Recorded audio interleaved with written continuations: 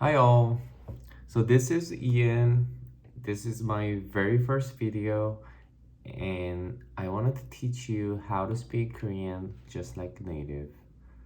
This will cover mostly Korean slang or expressions that you can use in daily basis. So without further ado, let's start the first word, 대박. What is 대박? You can use 대박 when you're surprised or shocked. It also has a meaning of awesome, nice, good, and more. I'll speak very slowly. 대박, 대박. I'll give you the example of 대박.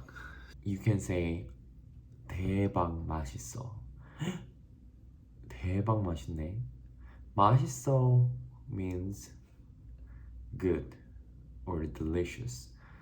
When the food is so good, that's when you say 대박 맛있어. The next. So when you hear something crazy from your friend, right? And will probably say, no way, that's so crazy. Instead of saying all this, you can say 대박. 대박. 진짜? 진짜 is really? 대박. This is it. Okay, the first expression.